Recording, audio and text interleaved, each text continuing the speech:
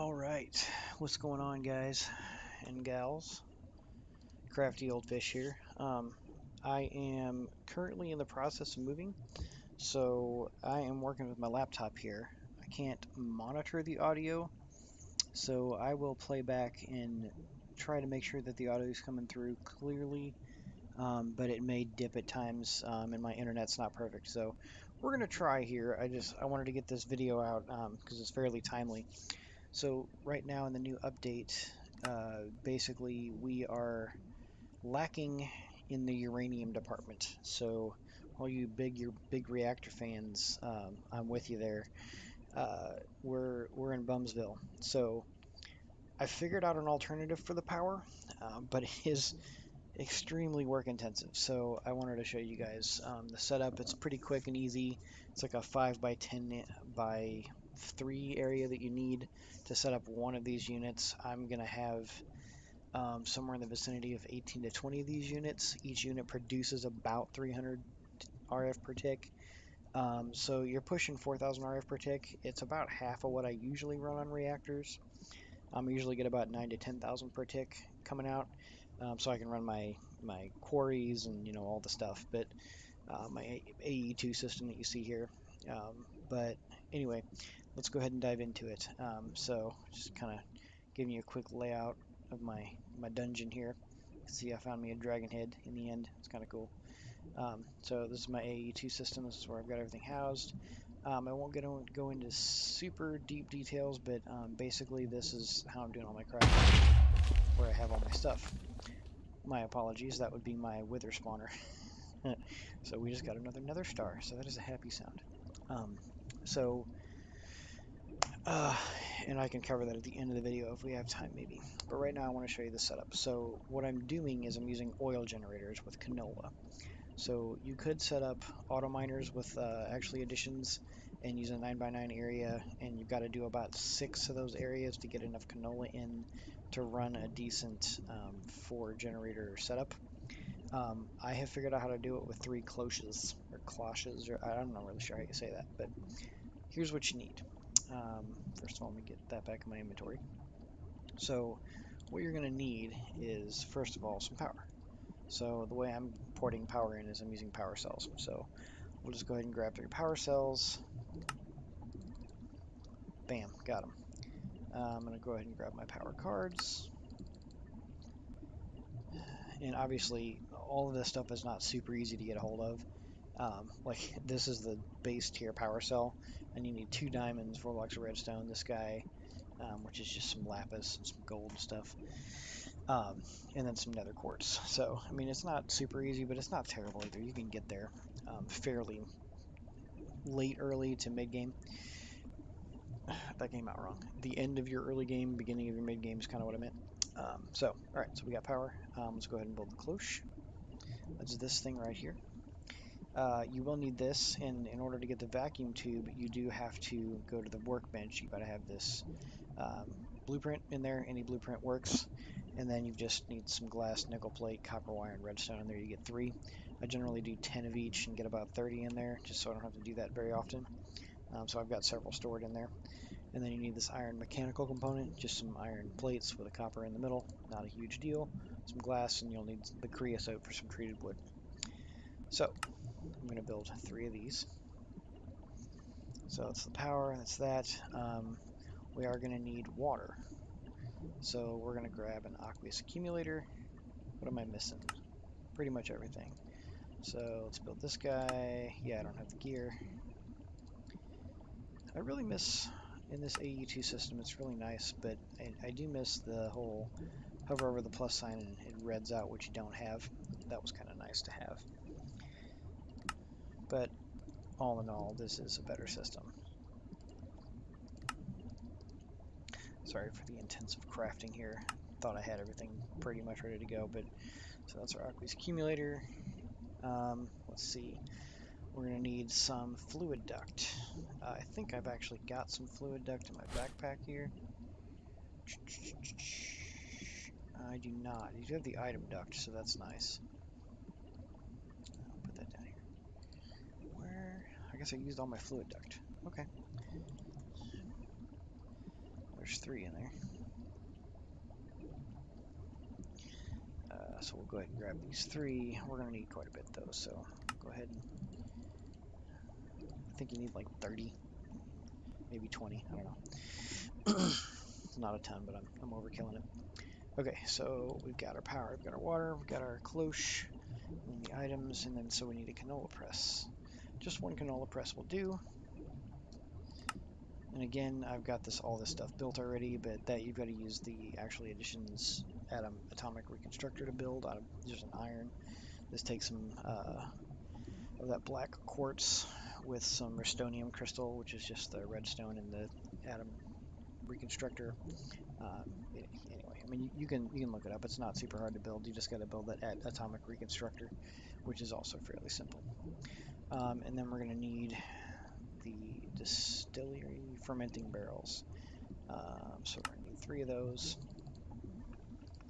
And then finally, we will need our oil generators. So we'll build some of these iron casings. Need 8. And then we should be able to get 4 of these. Cool. Now we have to deal with our waste. So let's go ahead and get a trash can. And let's get a filter. I'm going to go ahead and go with hardened. All right, I think we have everything we need. Let's go check out our power system. So this is the setup I've got so far. You can see I've got quite a few of these setups going. I've got 6 and 6, so I've got 12 plus 1, so I've got 13. We're actually going to go, and I'm using these elevators. These things are really cool, actually, for moving blocks. I love that. Okay, so we're going to go ahead. How did I do this over here? It's right at the edge. So let me grab a little bit of cobble. Oh, I've got some somewhere. Huh. Oh, you know what I didn't grab? I didn't grab any dirt. Oh, I've got some right here. Look at that. Look at me doing stuff. Okay, I don't have any cobble, so I'll just use this. It's going to look dumb, but I'll fix it later. So let's go ahead and... I think I had to... Yeah, I've got to reinforce that one slot because the actuator is going to go there, so it'll go there, and then right there I'll need one. Okay, so let's clear some of the snow out. I am pretty high up in the mountains at this point, so that's why I'm having to deal with this, but you shouldn't have to deal with that.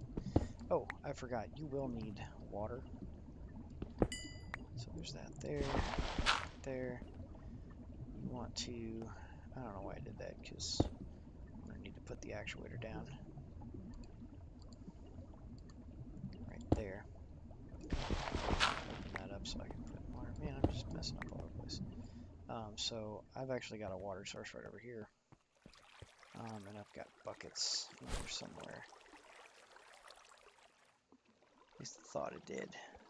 Oh, the buckets are in my inventory. Goofus. So we'll grab a couple buckets of water.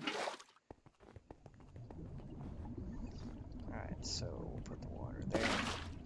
And we'll put a little bit of water there. Once you get this set up the first time, like for my setup down here, you can see I've got the one aqueous accumulator. I'm pouring it everywhere. Like it's the one supplies everything. You don't have to do multiples on these platforms. So let's go ahead and get our setup going here. So I need this area here cleared.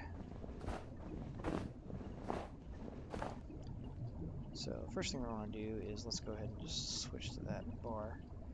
We're going to need our cloches. So we'll get a cloche here.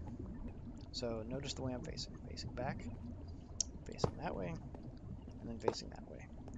So boom, you can kind of see the setup there. And it does matter the way you're facing when you place them. You can turn them after you place them, not a huge deal. But if you place them down exactly as I did, you can take your fluid duct, go here, come across here, and then you can go here. If this thing doesn't, this snow is bugging me.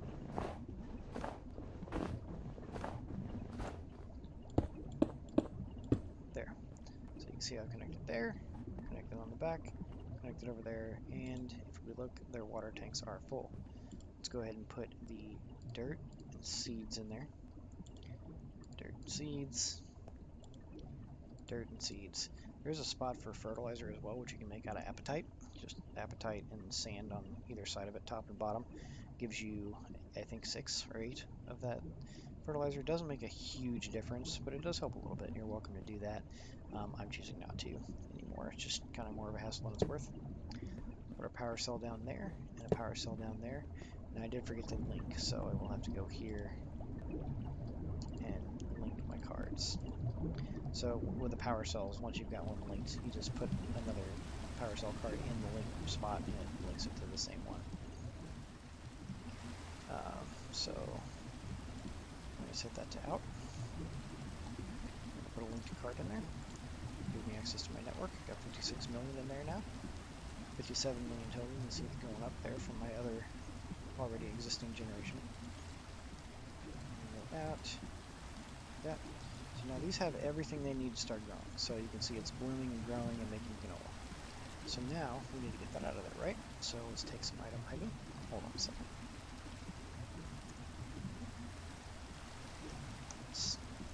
Let's make the environment work with us here.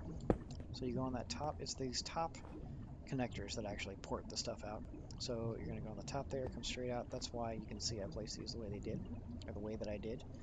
I could have placed this one back here, but then I couldn't share this power cell with the canola press that I need to put right here. So we'll put the canola press here, put the fermenting barrels to the side, in front, and on top of it. And then we'll take our fluid duct, go here, and then I go to the side there. You can really, this is the part you can kind of customize and do it however you want. Does not matter. It does once. Okay, let me explain this part. So this part here doesn't matter. You can set it to the side. You can set it underneath. You can move that power cell. You can reconstruct this however you want. Whatever works for you in your setup. If you find something better, feel free to hit me up in the comments as well, and let me know if you find a better setup even. Because this isn't final by any means. It's just a cool setup that I found. So what I do is I come out one, and then I kind of go around and around robin. Just make a circle. Boom. Then you take your generators, place it on the 4 sides. You can see they're already filling up. That's how fast this stuff works. And it's already generating RF. We'll put this in the middle, set it to in, and link it. And then if we sneak, we can see we're getting about 560 RF right now, because these were already all full. They're draining out. Don't worry, the 560 is not what we generate. But once these things empty out, I'll show you. So now they're back down to just putting out what they're generating currently, and we're getting about 320 RF per tick. That's what you'll get. That does vary over time. I'm not really sure why. I don't understand fully how this whole system works as far as the consistency of it, but I know this is the most consistent setup you can do for it. The one last thing that you do have to do is your trash management. So as time builds up, or as time goes on, these canola seeds are going to build up and they will clog it up eventually, and it will stop processing. The way that I solved that is I went ahead and I go ahead and grab a filter and a trash can. I'll put the filter right here at the end so that all 3 have access to it going into it. In the filter, you can use canola seeds and whitelist them. That way only canola seeds will go in here. It's very important. And then you put a trash can. Sucks all the seeds out, keeps these things nice and free and open. And it will just continually produce. So this little setup right here, this will give you about 320. See, we're down to 317 now, 315. It'll waver, and we're back up to 320. So this little setup will give you about between 300 and 320 RF per tick. And you can do this multiple times, and it's not super expensive to set up. Now, as you scale it, and you get up into the 20s and maybe even 30s and 40s of these setups, you are going to get in some decent resource hogging. However, I think the output's probably worth it. just because it's maintenance free. Like once you get this set up, you never have to touch it again. It's just passive power. There is no, you don't have to come back and refill uranium. Like yeah, it's a pain in the butt. It takes forever to get set up, but like I said, no maintenance. Really, really nice. So this is the setup. Let's see, where are we?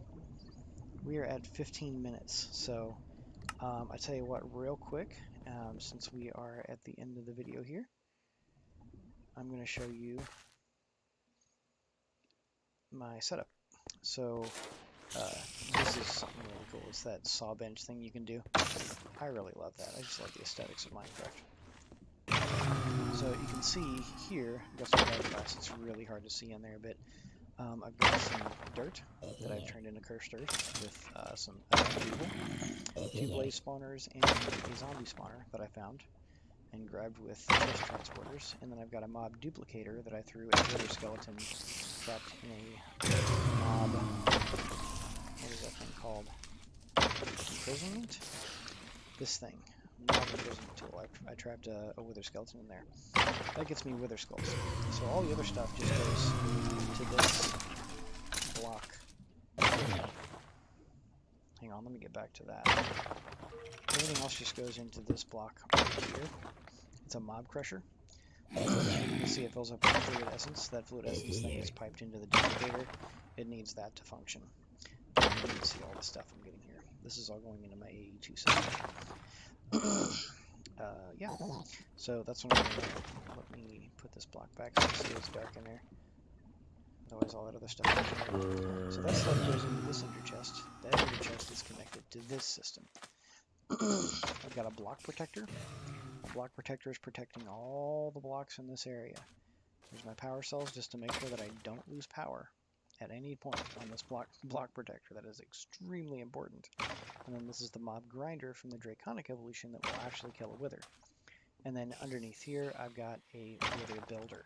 Basically just accepts soul sand and wither skulls and then builds you a wither.